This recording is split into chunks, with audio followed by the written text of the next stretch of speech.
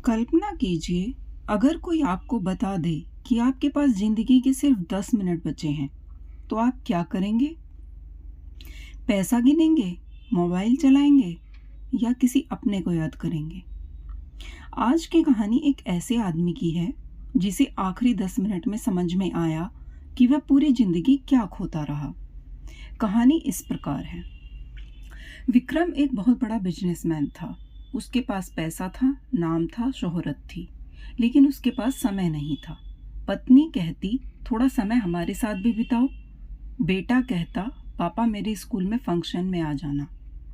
माँ कहती, बेटा 2 मिनट बैठकर बात कर लिया कर। लेकिन हर बार उसका एक ही जवाब होता, अभी बहुत काम है। साल गुजरते गए और एक दिन ऑफिस में काम करते हुए विक्रम को तेज दर्द हुआ। उसे अस्पताल ले जाया गया। डॉक्टरों ने पूरी कोशिश की, लेकिन हालत गंभीर थी। बिस्तर पर लेटे हुए विक्रम ने पहली बार अपने आसपास देखा। उसकी करोड़ों की कंपनी वहां नहीं थी। उसकी महंगी गाड़ियां वहां नहीं थीं। उसके बैंक अकाउंट भी वहां नहीं थे। वहां सिर्फ 3 लोग थे, उसकी बूढ़ी माँ, उसकी पत्नी और उसका बेटा। बेटा उसका हाथ पकड़कर रो रहा था। पत्नी की आंखों में आंसू थे। माँ भगवान से प्रार्थना कर रही थी। उसी पल विक्रम की आंखों से भी आंसू बह निकले। उसे समझ में आ गया, जिसे वह पूरी जिंदगी सबसे ज्यादा महत्वपूर्ण समझता रहा, वह उसके साथ नहीं था।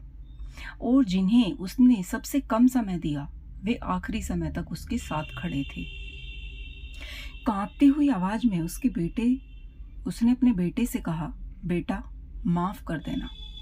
पत्नी से कहा, मैं तुम्हें समय नहीं दे पाया।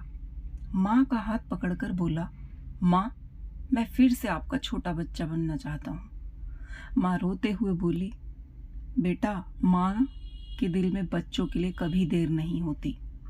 उस पल विक्रम मुस्कुरा दिया, क्योंकि उसी जिंदगी की सबसे बड़ी सच्चाई समझ में आ चुकी थी।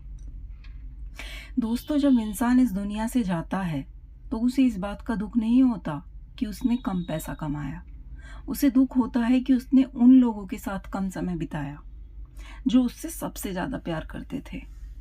पैसा जरूरी है, लेकिन रिश्ते उससे भी ज्यादा जरूरी हैं, क्योंकि आखिर में यादें साथ जाती हैं, संपत्ति नहीं। जिंदगी की सबसे बड़ी गलती पैसा कमाना नहीं है।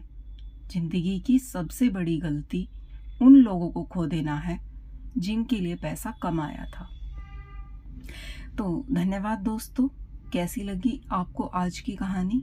अगर कहानी पसंद आई हो तो वीडियो को लाइक करें, शेयर करें और चैनल को सब्सक्राइब करें। मिलते हैं कल एक और नई अगली कहानी में। तब तक के लिए धन्यवाद।